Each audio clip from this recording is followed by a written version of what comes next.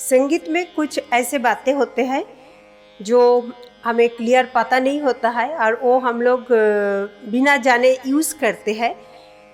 और एक चीज़ होता है कि ये गलतियाँ जब मैं भी बिगिनर्स थी, मैं भी इसे यूज़ किए हैं, सुने हैं।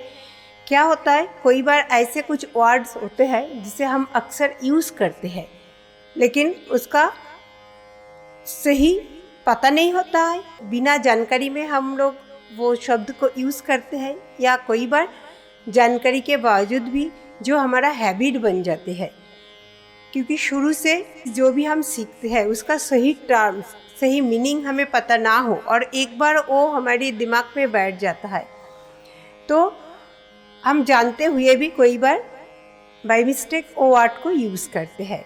आज हम लोग ऐसे ही एक संगीत के बहुत ही इम्पोर्टेंट एक वर्ड है जो बिल्कुल बेसिक लेवल पे बिगिनर्स से जानना ज़रूरी है और ये चीज़ कई बार बिगिनर्स से ज़्यादा गलती होते हैं और ये गलतियाँ हम बहुत कैजुअली लेने के कारण हम बहुत आगे निकल जाता है, बहुत बड़े बन जाता है, लेकिन फिर भी हमारा ये कन्फ्यूशन और ये जो भी डाउट्स होते हैं उसको हम इग्नोर करके जब आगे बढ़ जाते हैं तो वो चीज़ हमें बाद में जाके भी प्रतिफलित होते हैं। जैसे आज हम डिस्कस करेंगे पिच और स्केल।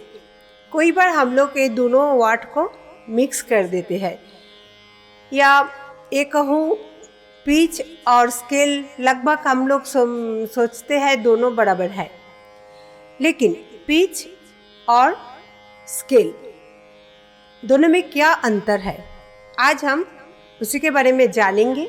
जो मिस्टेक सभी करते हैं, हम भी किए हैं और हो सके आप भी ये मिस्टेक अभी भी कर रहे हैं या आपको इसका अंतर पता होने के बावजूद गलत टर्म्स हम बिल्कुल दिमाग में बिठा लेते हैं तो वो एहसास नहीं होता है, या कोई बार हम गलत बोलने के बाद जाके एहसास होते हैं लेकिन बोलने का टाइम पता नहीं चलता है। वो गलतियाँ कभी कभी हमसे भी हो जाता है।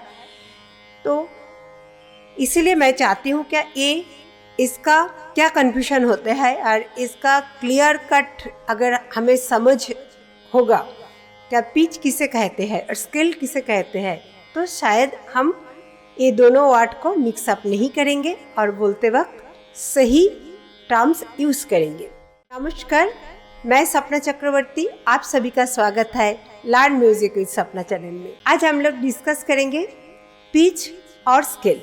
तो आप लोगों से मेरा अनुरोध है क्या आप प्लीज़ इसे स्किप करके मत देखिए, क्योंकि बहुत ही छोटा सा वीडियो है और ये दोनों को अगर आप अच्छे से नहीं जानेंगे, नहीं समझेंगे और उसको स्किप करके देखते जाएंगे तो कई बार ये होता है क्या जो असली बात मैं कहना चाहती हूँ वो ही स्किप हो जाते हैं। तो चलिए आज जानते हैं किसे हम पिच बोलते हैं और किसे हम स्केल बोलते हैं। पिच एक स्वर को बोलते हैं। किसे बोलेंगे? स्वर, जहाँ से हम सा गाते हैं।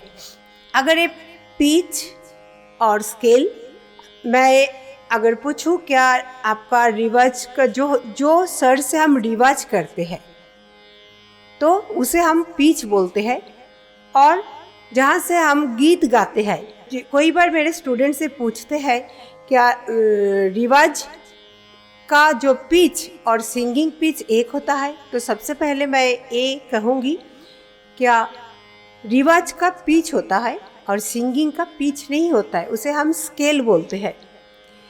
सबसे पहली बात, ये पिच और स्केल ये दोनों शब्द ही हमारा इंडियन शब्द नहीं है, हमारा इंडियन कल्चर में नहीं यूज़ किया जाता है।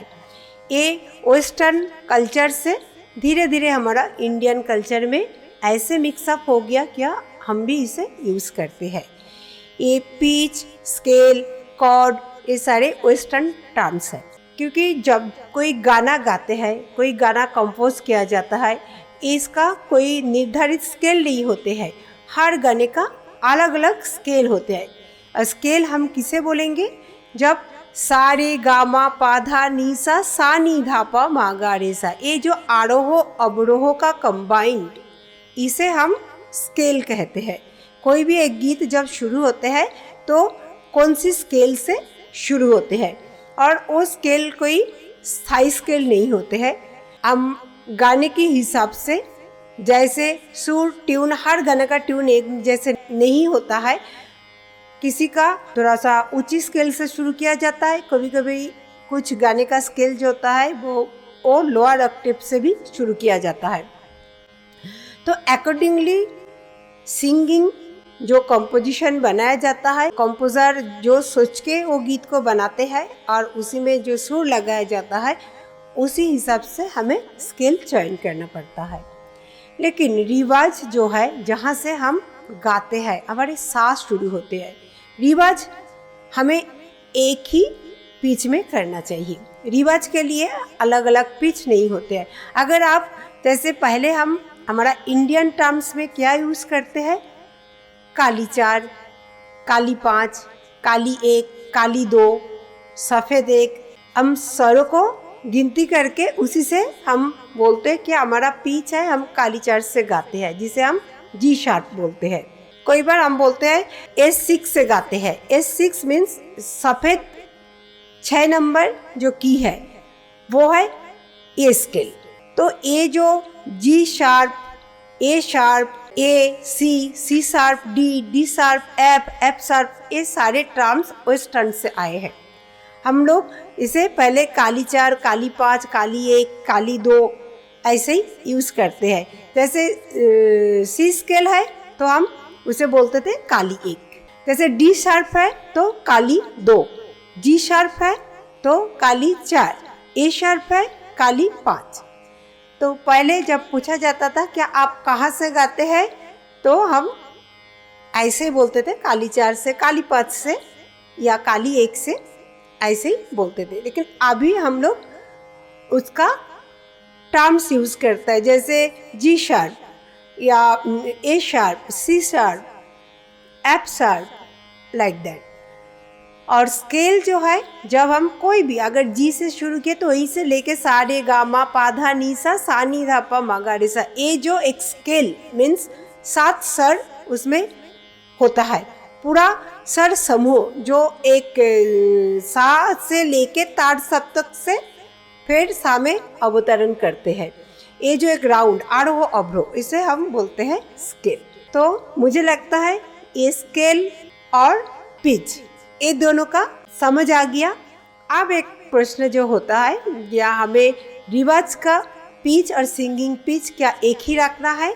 सिंगिंग के लिए ऐसा जरूरी नहीं है, लेकिन रियाज का जो पिच होते हैं वो आपका फिक्स होना चाहिए। जी शार्प से या ए शार्प से या सी शार्प से जहाँ से आप गाते हैं वहीं से ही आपको नियमित रूप से रिवाज करना चाहिए।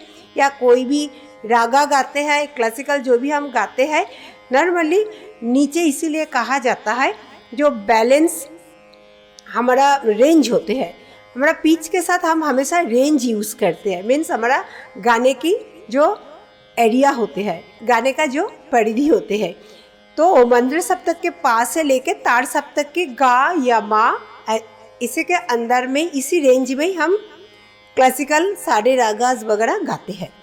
लेकिन सिंगिंग में ऐसा कोई रेंज निर्धारित नहीं होते हैं। उसमें कभी बहुत ताड़ सप्तक में बहुत ऊंची में चले जाते हैं और कभी मंद्र सप्तक में भी उतार आते हैं।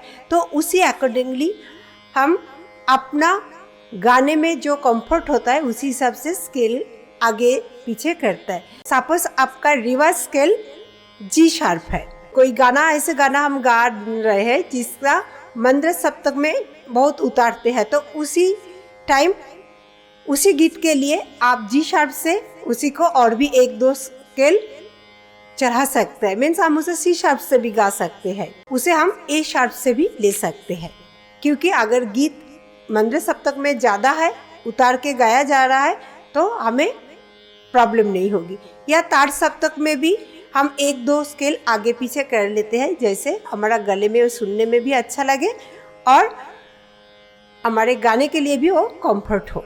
तो इसीलिए रियाज स्केल और सिंगिंग स्केल में आगे से मिक्सअप नहीं करेंगे। मैं उम्मीद करती हूँ कि आपको अब बिल्कुल क्लियर हो गया है किसे हम पिच कहते हैं और किसे हम स्केल कहते हैं। और पिच रिवाज के साथ, जो रिवाज अभ्यास करते हैं उसी के साथ जुड़ता है। और स्केल जो है, जब हम सिंगिंग कोई गीत गाते हैं जैसे स्केल कॉर्ड, उसी में जुड़ते हैं। स्केल सिंगिंग में जाते हैं और कॉर्ड जो होता है वो भी एक माइनर कॉर्ड और एक मेजर कॉर्ड। जब हम कोमल गा जोड़ देते हैं तो वो माइनर कॉर्ड हो जाता है, जब हम शुद्ध गा जोड़ते हैं तो वो मेजर कॉर्ड हो जाते हैं। जैसे सा गा पा, अगर शुद्ध लगाए तो मेजर, अगर कमल गा लगाए सा कमल गा पा तो माइनर कॉर्ड।